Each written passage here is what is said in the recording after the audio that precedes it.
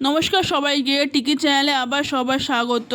আজকে এই ব্লগটাই আমি শেষ বাংলা ভাষায় বলবো, কারণ অনেকে যারা পশ্চিম বাংলার বাইরে আমাকে দেখছেন তাদের যেন কোনো কমিউনিকেশন ব্যারিয়ার না হয়, সেই জন্য আমি আমাদের রাষ্ট্রীয় ভাষা হিন্দি ভাষায় আজকে প্রত্যেকের ব্লগগুলো করব।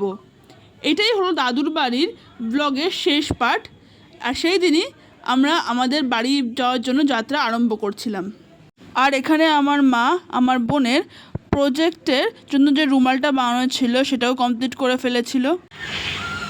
This is the art, here is the artist দেখাও একটু।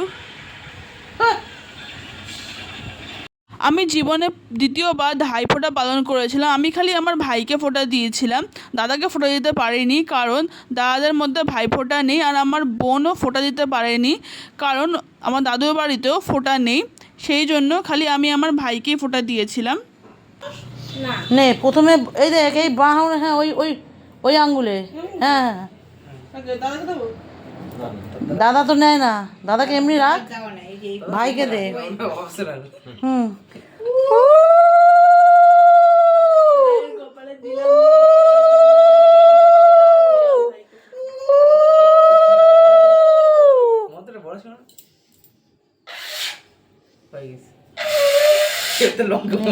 তোমার জমদুয়ারে পড়লো কাটা, যমুনা দেয় জমকে ফোটা, আমার ভাইকে। ওই যে ওখানে দেখো ধান, ধান আর ওই দেখ ওই যে ধান আর ওখানে দেওয়া আছে চাল, ওটা একটু কপালে ওই, হ্যাঁ ওই ধান চাল ওখানে ওই, হ্যাঁ ওইখানে লাগিয়ে দাও।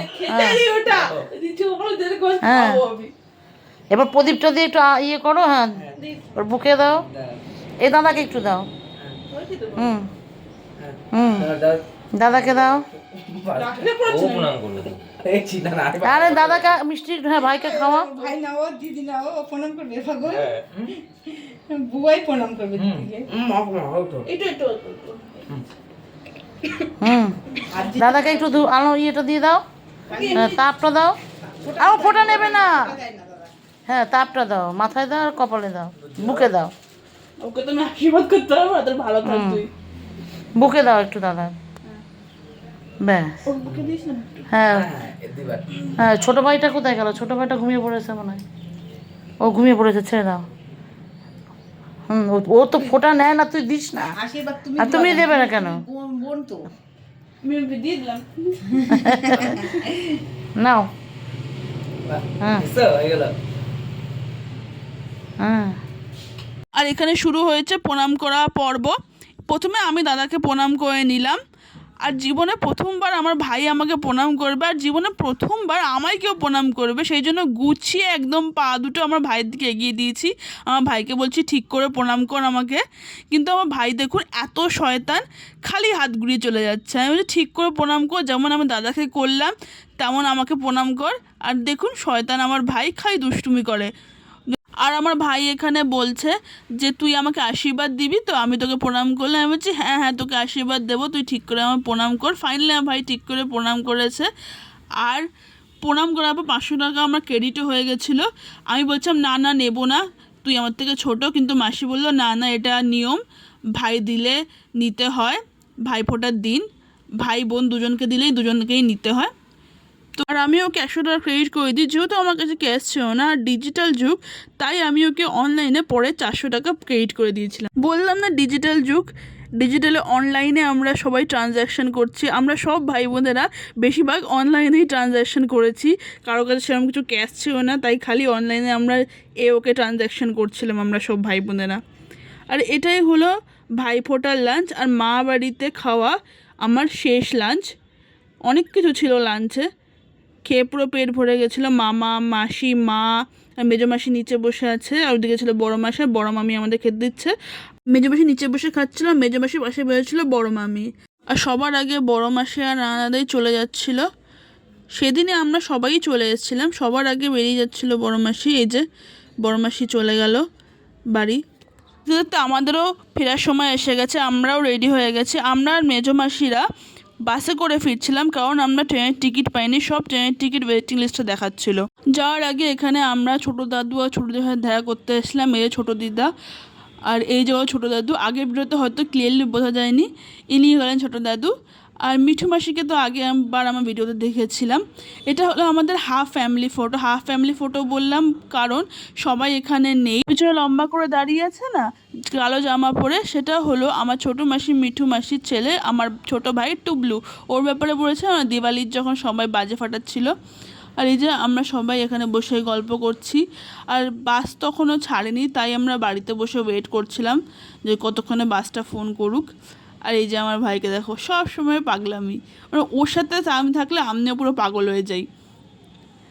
দাদুকে টাটা করে, এই যে দাদু আমাদের টাটা করছে, আমরা বেরিয়ে পড়েছি, মানে বাস ফোন করেছিল। আর এই যে আমার পুচকি, আমার বোন টাটা করছে। চলে যাওয়ার দুঃখ লাগছে। এই যে মা তুলসী তলায় প্রণাম করে নিল, খুব মন খারাপ লাগছিল। এই যে ছোটো দাদু আমাদের টাটা করছে। ফাইনালি এবার বাড়ি ফেরার পালা। মনে খুব দুঃখ লাগছিল যে সবাইকে ছেড়ে, এত হই হুল্লোড় ছেড়ে বাড়ি ফিরতে হবে, সেই ওই একা থাকার জীবন। কিন্তু কি করব, ফিরতে তো হবেই বাড়ি। আমরা সব লাগেজ নিয়ে বেরিয়ে চলে এসেছিলাম, কারণ আমাদের বাস ফোন করে বলেছিল ওরা তখন বালুরঘাট বাস স্টপ থেকে ছাড়ছিল। আর আমরা দাদুর বাড়ি থেকে সামনে থেকে উঠবো বলে আমরা সব লাগেজ নিয়ে বেরিয়ে চলে এসেছিলাম। কিন্তু আমাদের বাস 1 ঘন্টা প্রায় ডিলে করেছিল। 1 ঘন্টা ধরে আমরা বাইরে দাঁড়িয়েছিলাম। সো ফাইনালি 1 ঘন্টা পর ডিলে করার পর আমাদের বাস এসে গেছিলো। উঠে পড়েছি বাসে। বাসের নাম ছিল new Dolphin Travels. Sleeper coach নিয়েছিলাম, খুব ভালোই এসেছিলাম আমরা সবাই। আর এই যে ছেড়ে চলে যাচ্ছি দাদুর বাড়ির শহর বালুরঘাট। কষ্ট হচ্ছিলো একটু একটু, কিন্তু কি করব, বাড়ি তো ফিরতেই হবে, সবাইকে সবার গন্তব্যস্থলে তো আসতেই হবে। রাতে আর কোনো ভিডিও করতে পারিনি, কারণ রাতে এতটাই টায়ার্ড ছিলাম, আমি ঘুমিয়ে পড়েছিলাম। আর সকালে উঠে দেখি অলমোস্ট আমরা বারাসাত ক্রস করে গেছি, মানে কলকাতা ঢুকে গেছি আমরা। তখন আমরা প্রায় মানে বিরাটি ক্রস করছিলাম। আমরা উল্টোডাঙ্গা নেমে গেছিলাম, স্প্ল্যানেড আর যাইনি। আর উল্টোডাঙ্গা থেকে ট্যাক্সি করে আমরা বাড়ি ফিরছিলাম। চলে এসেছি যে চেনা পথে, চেনা রাস্তায়, চেনা গলিতে। চলুন এবার যাই বাড়ি। চলে এসেছি বাড়ি, আর দেখুন পুরো বাড়ি ওলট পালট হয়ে আছে আমাদের। এই যে আমার মা সব জিনিসপত্রগুলো গুছিয়ে রাখছে। তো ফাইনালি বাড়ি এসে গেছি, স্নান টান করে একদম ফ্রেশ হয়ে গেছি। তো ভাবলাম ব্লগটাকে এন্ড করে দিই। মা বাড়ি খুব ভালো করে ঘুরলাম, অনেক মোমেন্টস ক্রিয়েট করলাম, খুব ভালো এনজয় করেছি। প্রত্যেকটা মোমেন্টে আমি ক্যাপচার করার চেষ্টা করেছি, কিন্তু কিছু কিছু মোমেন্টস থাকে না যেগুলো প্রাইভেট, সেগুলো সবসময় দেখানো উচিত না। আমি পুরোটা দেখানোর চেষ্টা করেছি। কেমন লাগলো আমার ব্লগটা নিশ্চয়ই কমেন্ট সেকশনে জানাবেন। আর আপনারা কীরকম ব্লগস দেখতে চাইছেন সেটাও কমেন্ট সেকশনে জানাবেন। আর হ্যাঁ, একটা জিনিস আমি আমার ভিডিওতে আগে বলেছিলাম যে আমার মিশো থেকে একটা পার্সেল আসা হয়, যেটা ডেলিভারি ডেটটা অনেকটাই ক্রস হয়ে যাওয়ার পর আমি পাইনি কমপ্লেন করতে করতে। তো ফাইনালি 1 তারিখ না ঠিক 2 তারিখ থেকে, আমার ঠিক ডেটটা মনে নেই, কারণ আমি ওখানে ছিলাম দাদুর বাড়িতে। তো আমার ঠিক ডেটটা মনে নেই। ফোন করে আমাকে বললো যে আপনার পার্সেলটা এসছে। হ্যাঁ, মানে বললাম 1 তারিখ এসছিলো। তো আমাকে ফোন করে বললো যে ম্যাডাম আপনার পার্সেলটা এসে গেছে। তো অনেকটা ডিলে করার পর আমার পার্সেলটা এসে, তো যাই হোক এসে গেছে, দ্যাট ইজ এনাফ আমার কাছে। বাট রাইট টাইমে আসেনি, সেটা একটা দুঃখ রয়ে গেল মনে। বাট যাই হোক, আর কিছু করার নেই। তো আজকে ব্লগটা এখানে এন্ড করছি।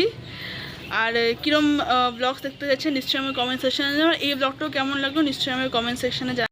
আর যারা আমাকে এখনও সাবস্ক্রাইব করেনি, সাবস্ক্রাইব করে দেবেন, কারণ অ্যানালাইটিক্স দেখাচ্ছে যে অনেকে বিনা সাবস্ক্রাইব করে আমাকে দেখছেন। ভালো যখন লাগছে সাবস্ক্রাইব করেই দেখুন। আজকে এখানে এন্ড করছি। যারা আমাকে ফেসবুক থেকে দেখছেন পেজটা প্লিজ ফলো করে দাও, আমার চ্যানেলটা প্লিজ সাবস্ক্রাইব করে দেবেন। Bye bye.